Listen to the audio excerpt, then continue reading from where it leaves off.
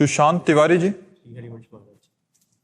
श्री हरिवंश महाराज जी। महाराज जी, आपके सत्संग सुनकर पता चला कि जीवन का एकमात्र लक्ष्य श्री जी की भक्ति करना है, लेकिन हम अधम फिर भी भौतिक सुखों को प्राप्त करने के लिए लगे रहते हैं। क्या मनुष्य को भौतिक सुविधाओं की चाह बिल्कुल नहीं करनी चाहिए महाराज जी? क्या हमें कुछ बनने या प्राप्त करने की? तो क्या चाह करने से सब कुछ प्राप्त हो रहा है? क्या जो हम चाह कर रहे हैं वो सब कुछ तो नहीं प्राप्त हो रहा।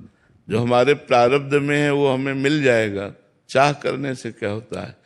प्रारब्ध में भगवत प्राप्ति नहीं है, इसकी चाह करो, भजन की चाह करो, धर्म की चाह करो, सत्य की चाह करो, सत्य के राह पे चलने की चाह करो, तो भौतिक सुख तो अपने आप मिल जाएंगे। सुविधाएं तो तुम्हारे को प्रारब्ध अनुसार मिल जाएंगी, लेकिन भगवान प्रारब्ध अनुसार नहीं मिलेंगे। जैसे कोई दुख की चाह नहीं करता ना, फिर भी दुख मिलता है ना, ऐसे तुम सुख की चाह ना करो तो भी तुम्हें सुख मिलेगा। केवल अपने कर्म को करते रहो, जो तुम्हारा कर्तव्य है, कर्म है, उस कर्म को करते रहो। चाह हमारे हृदय को जलाती है, चाह भगवान से विमुख कर देती है। जाहि न चाही कवहु कछु, तुम सन सहज सने, बसो निरंतर तासुर सो राउर निज के। मनुष्य जन्म चाह बढ़ाने के लिए नहीं मिला, चाह मिटाने के लिए मिला है। एक आदमी शांति से बैठा हुआ गंगा जी के ऐसे तरंगों को देख रहा था। उसका दोस्त आया, ए बैठे क्या करते हो? बोले क्यों? अरे बोले कुछ करो। तो बोले कुछ करने से क्या होगा? बोले धन मिलेगा। धन से क्या होगा? बोले भोग मिलेंगे। बोले भोग मिलेगा फिर क्या होगा? बोले शांति से बैठेंगे। तो बोले बैठे थे शांति से। इतना चक्र चाह में आदमी परेशान है। चाहिए सबको शांति, लेकिन चाह के बाद, और जब तक चाह है तब तक शांति कहाँ है? तो चाह हमें लगता है भगवान की करनी चाहिए कि मेरे भगवान हम पर कृपा करें कि मुझसे भजन बन जाए, भगवान का सुमिरन बन जाए, परोपकार बन जाए, दूसरों का हित बन जाए।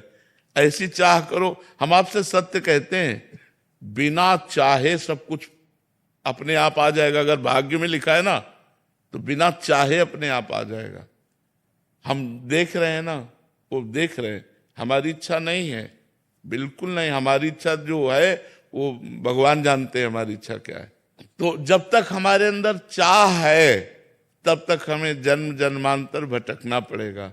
अगर हम चाह मिटा दे तो अपने आप सारे सुख आ जाएंगे। ये भी बात समझ लो। अचाह पुरुष के पास सारे सुख अपने आप आ जाते हैं। अब उसकी चाह नहीं रही तो उनका महत्व नहीं रहता। चाह में महत्व है। तो हम अगर जो चाहें करते हैं वो हमको फंसाती चली जाती है। एक चाह के बाद दूसरी चाह। चाह कभी किसी की पूर्ति नहीं हुई, आज तक किसी की पूर्ति नहीं हुई। एक चाह पूर्ति होते दो चाहें खड़ी हो जाती, दो को पूरा करो, चार खड़ी हो गई। देखो चाह का क्रम ऐसा है। एक लड़का स्कूल जाता था पैदल, उसका बाप धनी था।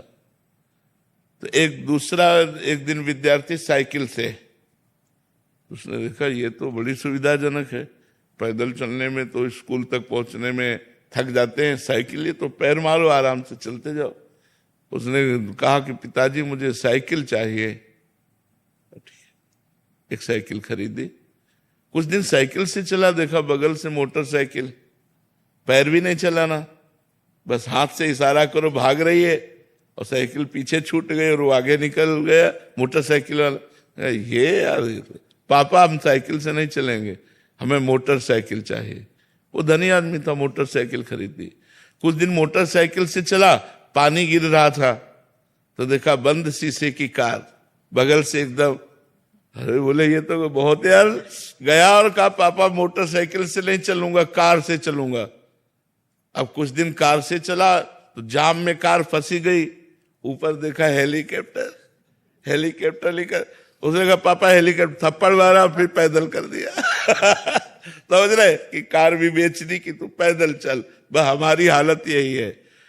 कामनाएं हमारी बढ़ती चली जाती है, 1 से 10, 10 से 20, 20 से 40। तो हमें लगता है अच्छे धर्म की कामनाएं करें, भगवान की कामनाएं करें, मनुष्य जीवन हमारा सार्थक हो ऐसी कामनाएं करें। और अगर हम धन की कामना करें ही तो भगवान के ऊपर छोड़ दें कि मन आवे तो पूरी करना, न मन आवे तो पूरी मत करना। हम इससे प्रसन्न रहेंगे। जोई जोई प्यारो करे सोई मोहि भावे।